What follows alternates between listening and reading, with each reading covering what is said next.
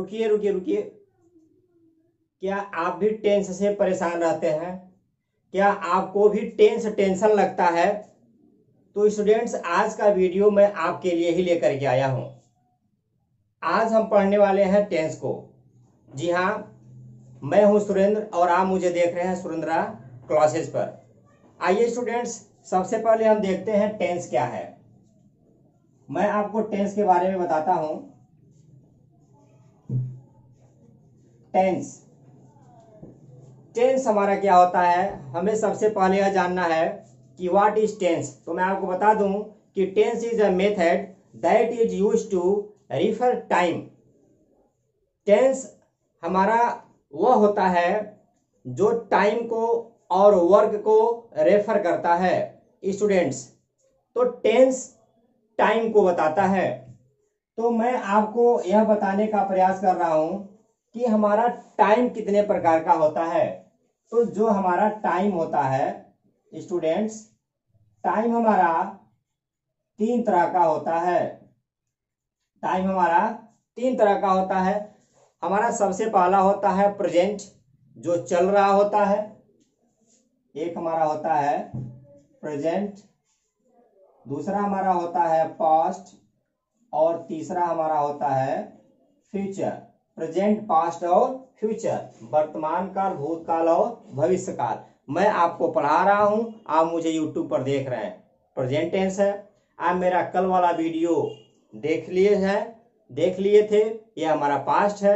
मैं कल एक नया वीडियो अपलोड करूंगा, ये हमारा फ्यूचर है। स्टूडेंट्स में भी कि आप इन चीजों को जानते हो, आपको यह इजी लगता हो, बट जो मैं आगे बताने वाला हूं इस चैप्टर में वह काफी महत्वपूर्ण है। तो इसलिए आप वीडियो को अंत तक जरूर देखिए। तो टेंस हमारा टाइम हो गया। अब tense is a combination of time and work. Next हमारा क्या होता है, वर्क। टेंस में हमारा वर्क भी होता है स्टूडेंट्स। वर्क जो हमारा होता है कार्य, वह 4 तरह का होता है। एग्जाम्पल देखिए, मैं पढ़ा रहा हूं, ये हमारा कॉन्टिन्यूअस है, काम इसमें जारी हुआ है। अर्थात जो टेंस में वर्क होता है वह यह बताता है कि कोई काम कितना हुआ है, कब से हो रहा है। तो मैं आपको पढ़ा रहा हूं, ये हमारा कॉन्टिन्यूअस है। मैं आपको पढ़ा चुका हूं, परफेक्ट है। वो मैं पढ़ाता हूं, यह हमारा इंडेफिनिट है। और कोई कार्य गुजरे हुए समय से होना जारी है और अब तक वह हो रहा है, तो यह हमारा प्रेजेंट परफेक्ट कॉन्टिन्यूअस होता है। तो जो हमारा वर्क होता है, अगर वर्क को देखेंगे तो यह हमारा होता है इंडेफिनिट। नेक्स्ट हमारा होता है continuous, after that perfect, and after that perfect continuous. तो स्टूडेंट्स, आप इस वीडियो के साथ अंत तक बने रहिए। आज आपका टेंस का टेंशन पूरी तरह से समाप्त होने वाला है, यह मैं आपसे वादा करता हूं। Let's start. मैं टेंस को आपको 0 लेवल से बताता हूं। टेंस हमारा 3 टाइप्स का होता है, present tense, past tense and future tense. It's Hindi वर्तमान काल, भूतकाल एंड भविष्य काल। आप देखें स्टूडेंट्स, मैंने यहाँ कुछ लिखा है, यहाँ लिखा है हो, यहाँ मैं लिखा हूं थ, यहाँ लिखा हूं मैं गो। तो यदि कोई भी हिंदी का सेंटेंस होगा, यदि उसके लास्ट में आपका हो होगा तो प्रेजेंट होगा। एग्जाम्पल देखिए, मैं पढ़ा रहा हूं, यह हमारा प्रेजेंट टेंस है। मैं पढ़ा रहा था, लास्ट में क्या आया, था, तो हमारा क्या हुआ, पास्ट टेंस। और मैं पढ़ाऊंगा, लास्ट में आपका गा गेगी आएगा, तो यह फ्यूचर टेंस हो जाएगा।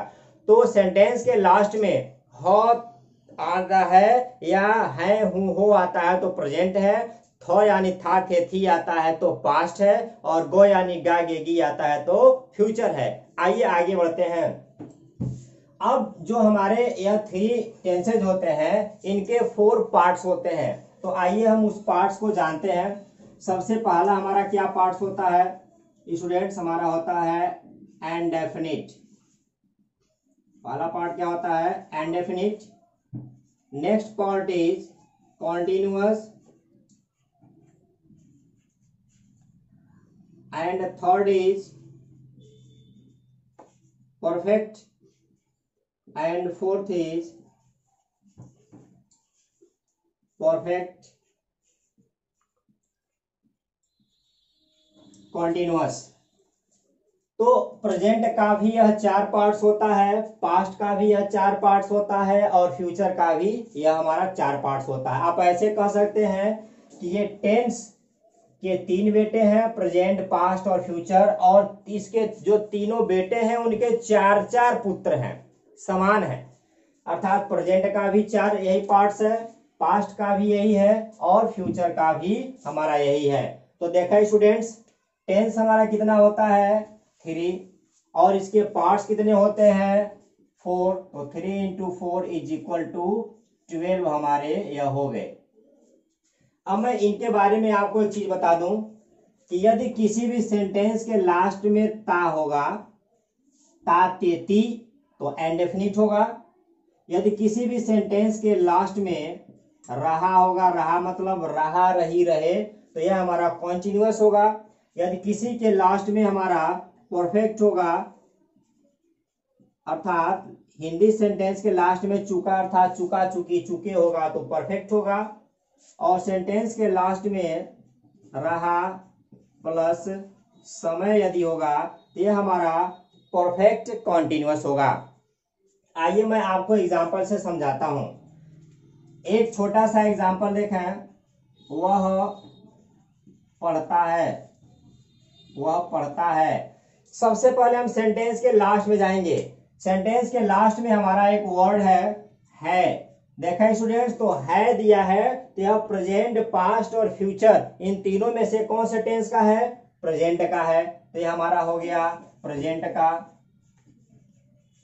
अब नेक्स्ट देखें, इसके पहले क्या लिखा है, ता, तो ता को देखेंगे तो ता कहाँ आ रहा है, इंडेफिनिट में, तो यह हमारा हो गया प्रेजेंट और क्या हुआ इंडेफिनिट, क्या हुआ present indefinite, present indefinite tense हो गया स्टूडेंट्स।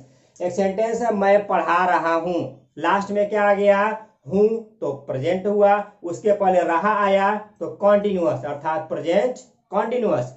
एक सेंटेंस देखिए, वह जा रहा था, लास्ट में आया था तो पास्ट, उसके पहले रहा आया तो क्या हुआ कॉन्टिन्यूअस अर्थात पास्ट कॉन्टिन्यूअस। मैं पढ़ा चुका हूं, तो चुका हूं यानी प्रेजेंट, आज चुका, चुकी, चुके मतलब क्या होगा आपका परफेक्ट, तो क्या हुआ प्रेजेंट परफेक्ट। मैं पढ़ा चुका होऊंगा, लास्ट में आया गा तो फ्यूचर, आज चुका आया तो क्या हुआ परफेक्ट, तो यह हो गया हमारा फ्यूचर परफेक्ट।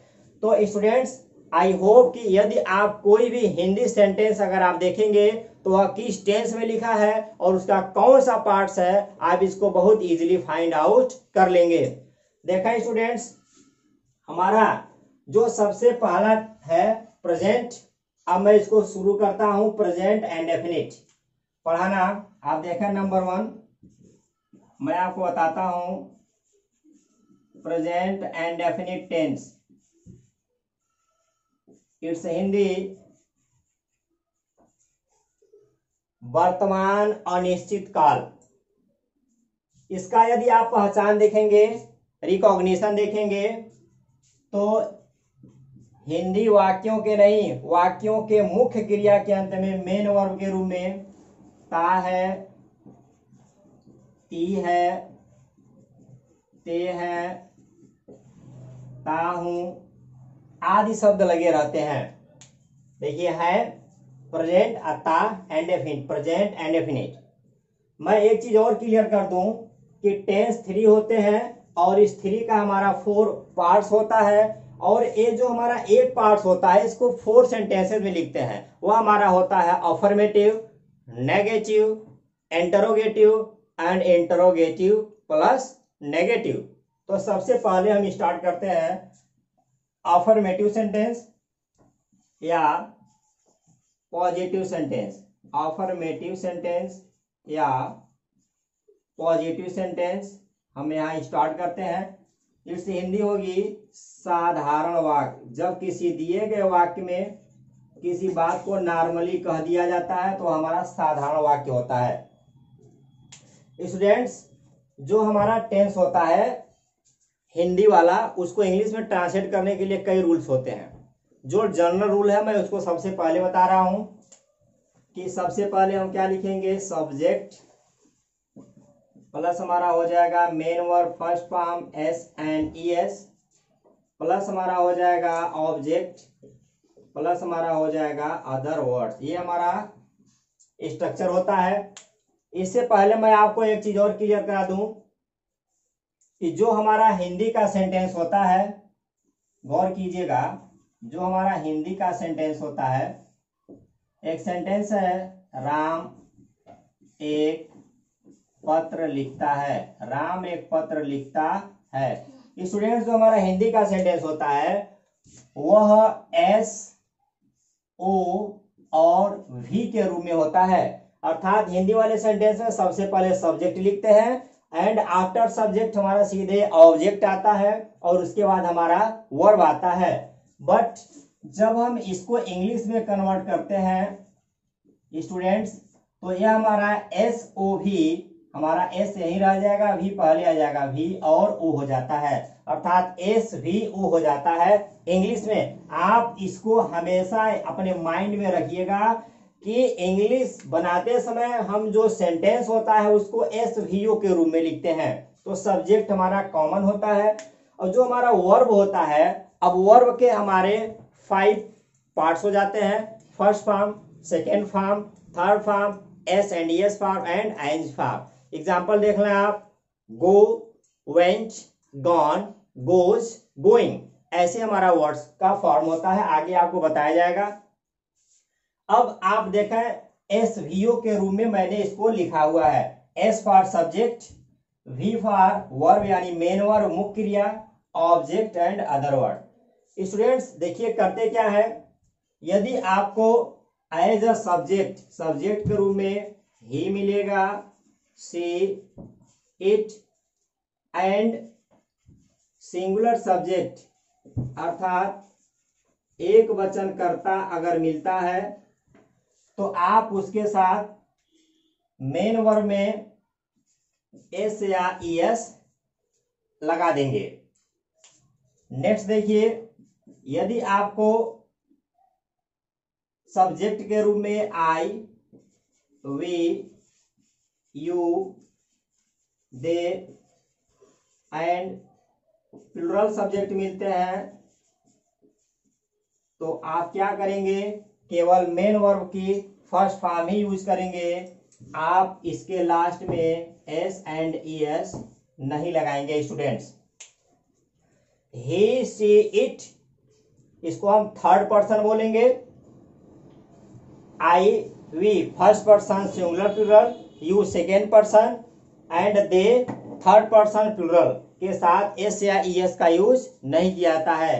तो आइए एग्जाम्पल के माध्यम से हम और बेहतर ढंग से समझने का प्रयास करते हैं। देखें स्टूडेंट्स, मैंने आपके सुविधा के लिए एक बार पुनः लिख दिया है, present and definite tense, positive या अफर्मेटिव सेंटेंस। स्ट्रक्चर देखें, subject, main verb first form, S and ES, object and other words.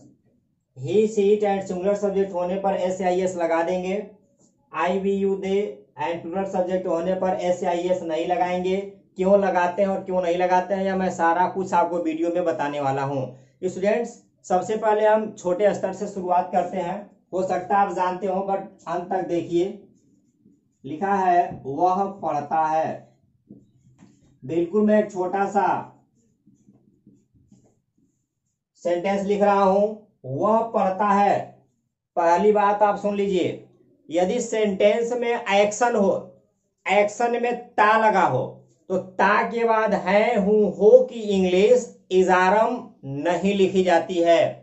फिर एक बार सुने, यदि सेंटेंस में जो मेन वर्ब होता है, यदि मेन वर्ब में ता हो, एग्जाम्पल पढ़ता, लिखता, गाता, पढ़ाता, तो ता के बाद है हो, यानी है, हूं, हो, पढ़ाता हूं, पढ़ता है, पढ़ते हैं, तो है, हूं, हो की इंग्लिश इजारम नहीं लिखेंगे। क्यों नहीं लिखेंगे, वीडियो में बताया जाएगा। आइए देखते हैं, वह पढ़ता है। सेंटेंस का अगर ट्रांसलेट करना है तो यहां पर एक स्ट्रक्चर लिखा है, subject, main verb first form, object and other word. Students आपको लगता होगा मैंने बहुत इजीली एक छोटा सा सेंटेंस लिख दिया है। आप एक चीज बताइए, आप अदर वर्ड को जानते हैं? अदर वर्ड क्या होता है? आप अब तक टेंस पढ़ते हुए आए हैं और मैं यह पूरे कॉन्फिडेंस के साथ कहता हूं कि यदि आप हाई स्कूल में होंगे तो आप 5 से 7 बार टेंसेज को पढ़ चुके होंगे। आप अदर वर्ड को डिफाइन कर लेंगे। अदर वर्ड किसे कहते हैं? सेंटेंस में वह कौन सा वर्ड है जो अदर वर्ड है, अदर वर्ड के रूप में लिखा गया, आप जानते हैं? यदि आप जानते हैं तो कमेंट बॉक्स में एग्जाम्पल सहित लिखिएगा, मैं वेट करूंगा। आइए हम यहां से स्टार्ट करते हैं। वह पढ़ता है। सब्जेक्ट सेंटेंस में वो होता है जो किसी कार्य को करता है, तो काम करने वाला वह है, तो वह हमारा हो गया सब्जेक्ट। वह की इंग्लिश क्या हो गई स्टूडेंट्स हमारी? ही के बाद देखा लिखा मेन वर्ब। इस सेंटेंस में मेन वर्ब क्या है? मेन वर्ब मतलब होता है कार्य। कार्य जो हमारा होता है वह वर्ब होता है। पढ़ना, आना, जाना, नहाना, खाना, पीना हमारे सब क्या है? मेन वर्ब है, एक्शन है। तो पढ़ने की इंग्लिश क्या हो गई? रीड। ही रीड। अब बता रहा है कि ही, she, it and singular subject होने पर हम इसमें एस को या ईएस को ऐड करेंगे, तो स्टूडेंट्स हम यहां लगाएंगे एस, क्योंकि सिंगुलर सब्जेक्ट है ही, इसीलिए रीड में क्या लगा है? एस लगा है। ये हमारा हो गया ही रीड्स। एक एग्जांपल और देखिए, लिखा है मैं पढ़ाता हूं। मैं पढ़ाता हूं। मैं की इंग्लिश क्या हो गई? आई। स्टूडेंट्स आपको लग रहा होगा कि आई हमारा सिंगुलर है, बट आई हमारा प्लूरल है। क्यों है यह भी आपको बताया जाएगा। आप समझें कि आई, वी, यू, दे ये प्लूरल है, इनके साथ एस या एस नहीं लगेगा, तो हमारा हुआ आई। पढ़ाने की इंग्लिश क्या हो गई स्टूडेंट्स? टीच। अब हम क्या करेंगे कि ये जो हमारा आई के बाद टीच है, इसमें एस या एस नहीं लगेगा। यहां एस या एस लगा है, यहां नहीं लगा है। एक एग्जांपल और देखिए, लिखा है राम जाता है। मैं एग्जांपल आसान लिख रहा हूं, आप देखते जाइए। अगर आप जानते भी हैं तो आप 2 मिनट वीडियो बस देख लीजिए। देखें, राम जाता है, सेंटेंस हमारा क्या होगा? राम। जाने की इंग्लिश क्या होगी स्टूडेंट्स? गो, क्योंकि सब्जेक्ट के बाद हम वर्ब लिखेंगे, वर्ब हमारा गो है। अभी जो मैं सेंटेंस लिख रहा हूं उसमें सब्जेक्ट और वर्ब दो ही हमारे जो है इस स्ट्रक्चर से वर्ड मैच हो रहे हैं। राम गो। राम हमारा सिंगुलर सब्जेक्ट है, किसी का नाम है, तो गो में हम लगाएंगे ईएस। देखें, यहां ही हमारा सिंगुलर सब्जेक्ट है तो हमने एस लगाया है। यहां पर राम भी हमारा सिंगुलर सब्जेक्ट है तो हमने यहां पर ईएस लगाया है। अब सबसे पहले मैं आपको यह क्लियर करा दूं कि कब एस लगाएंगे और कब ईएस लगाएंगे। तो स्टूडेंट्स, यदि किसी दिए गए सेंटेंस के मेन वर्ब के लास्ट में अगर आपको ओ मिले, सी एच मिले, एक्स मिले, एस एच मिले, जेड मिले, तो आप क्या करेंगे? इसमें ई एस लगा देंगे। एग्जाम्पल देखिए, गो, तो गो के लास्ट में क्या है? ओ, तो क्या लिखेंगे? ई एस लगाएंगे, तो क्या हुआ? गोज। उस तरह से देखा टीच, TEACH, लास्ट में क्या आया? CS, तो क्या लगाएंगे? ES, तो TEACHES। उस तरह से वैक्स, वैक्सेस। पनिश, PUNISH, तो इसमें भी हम ES लगाएंगे तो पनिशेड हो जाएगा। तो यह तो क्लियर हो गया कि यदि वर्ब के लास्ट में O, CH, X, SH और Z डबल S भी आता है तो हम उसमें ES लगाएंगे, अदरवाइज हम S लगाएंगे। जैसे यहाँ D है तो डी देखिए इसमें नहीं है, इसीलिए डी में मैंने एस लगाया है। अब देखें स्टूडेंट्स, बता रहा I, we, you, they and plural subject के साथ न एस लगाएंगे न ईएस लगाएंगे। क्यों नहीं लगाएंगे ये आप जानना स्टूडेंट्स। आप देखें सिंगुलर और प्लूरल को, सिंगुलर एंड प्लूरल, एक वचन और बहुवचन। जो हमारा नाउन होता है, नाउन को सिंगुलर से प्लूरल बनाने के लिए अमूमन हम उसमें एस या ईएस ऐड कर देते हैं। जैसे यहां लिखा है बॉय, तो यहां हमारा क्या हो जाएगा? बॉयज। हालांकि यह रूल सब में लागू नहीं होता है कि सबके अंत में हमें एस लगाए। जैसे मैन है तो उसका मैन से नहीं होगा, मैन होगा। लेकिन जो हमारा यह मेन वर्ब होता है, यानी वर्ब की जो फर्स्ट फॉर्म होती है, जो अपने बेस फॉर्म में होती है स्टूडेंट्स, वह हमेशा प्लुरल में होती है, अर्थात बहुवचन में होती है। ध्यान से समझिएगा। जैसे लिखा हुआ है आपका गो, यह गो हमारा प्लुरल है, बहुवचन है, एक वचन नहीं है। एक वचन बनाने के लिए इसमें एस या एस ऐड कर देंगे। फिर हम यहीं आ गए कि अगर वर्ब के अंत में O C H X double S आएगा तो क्या लगाएंगे, एस। जैसे गो है तो हमारा क्या हो गया, गोज हो गया। तो ये बताइए गोज हमारा यह सिंगुलर है कि प्लुरल है, एक वचन है कि बहुवचन है? एक वचन है, याद रखिएगा, एक वचन है। प्रेजेंट इंडेफिनिट टेंस का रूल होता है एस एस एंड पीपी। यदि हमारा सब्जेक्ट सिंगुलर होगा तो हमारा वर्ब भी सिंगुलर होगा। एग्जांपल देखें, लिखा है राम, तो राम हमारा सिंगुलर है कि प्लुरल है? सिंगुलर है।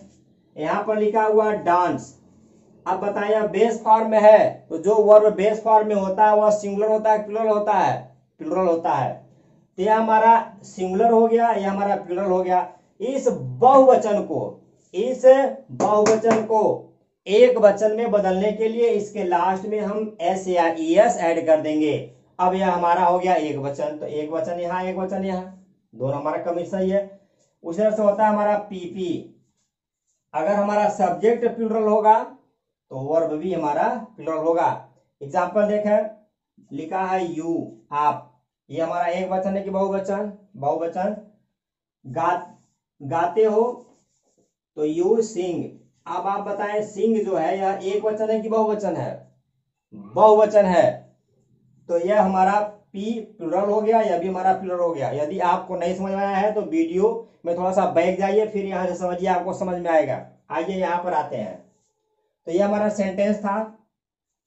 अब एक सेंटेंस देखें स्टूडेंट्स, लिखा है कि तुम एक गीत गाते हो। तुम एक गीत गाते हो। स्टूडेंट्स इसका ट्रांसलेट करने के लिए सबसे पहले इसमें आप फाइंड आउट करेंगे सब्जेक्ट क्या है, मेन वर्ब क्या है, ऑब्जेक्ट क्या है, अदर वर्ड क्या है।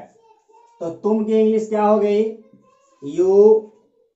पुनः इसमें हमारा वर्ब क्या है, गाना, तो गाने की इंग्लिश क्या हो गई, सिंग। अब यू हमारा बहुवचन है तो बहुवचन होगा तो वर्ब में एस या एस नहीं लगाएंगे, यू सिंग। अब क्या गाते हो, a song, you sing a song. अब आपके दिमाग में एक प्रश्न बन रहा होगा कि तुम की इंग्लिश आपने यू यहां लिख दिया, तो एक गीत की इंग्लिश आपने अ सॉन्ग यही नीचे क्यों नहीं लिख दिया है? तो हमें करना क्या है कि हम एस वी ओ के रूप में इंग्लिश में सेंटेंस को लिखते हैं। तो सब्जेक्ट, उसके बाद वर्ब, वर्ब मीन्स एक्शन, तो वर्ब हमारा सिंग है तो सिंग को पहले लिखेंगे, उसके बाद हम ऑब्जेक्ट को लिखेंगे। तो ऑब्जेक्ट क्या हो गया हमारा यहाँ पर, अ सॉन्ग। अभी मैं अदर वर्ड पर नहीं पहुंचा हूं, पहले मैं सब्जेक्ट वर्ब बताया हूं, फिर सब्जेक्ट वर्ब ऑब्जेक्ट को बता रहा हूं। अदर वर्ड पर भी पहुंचूंगा, वीडियो में अंत तक बने रहिए। तो यू सिंग अ सॉन्ग, इस तरह से हुआ।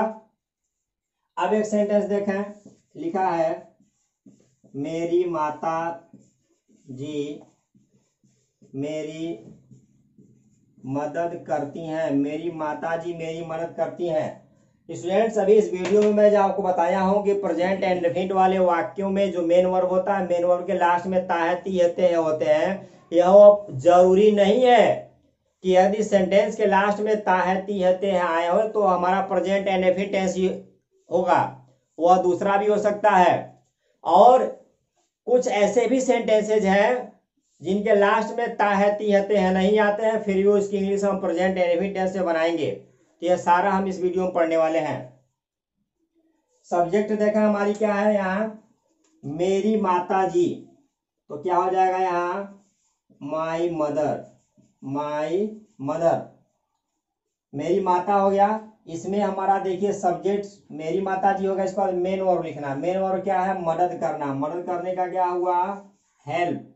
अब ये हमारा सिंगुलर सब्जेक्ट हुआ, तो हम इसमें क्या करेंगे, एस लगाएंगे, क्योंकि सिंगुलर सब्जेक्ट है तो एस एस लगेगा। तो पी है तो एस लगेगा हेल्प्स। इसके बाद यहाँ हो गया मी, तो यहाँ जो हमारा मी है, यह मी हमारा हो गया ऑब्जेक्ट। तो यह मी भी हमारा ऑब्जेक्ट है, ऊपर वाले वाक्य में और सॉन्ग भी हमारा ऑब्जेक्ट है। तो स्टूडेंट्स यह कौन सा ऑब्जेक्ट है, यह कौन सा ऑब्जेक्ट है, मैंने ऑब्जेक्ट के ऊपर एक अलग से वीडियो बनाया है। आप इस वीडियो के लिंक से या आप जो है डिस्क्रिप्शन से जाकर के उस ऑब्जेक्ट को पढ़ सकते हैं।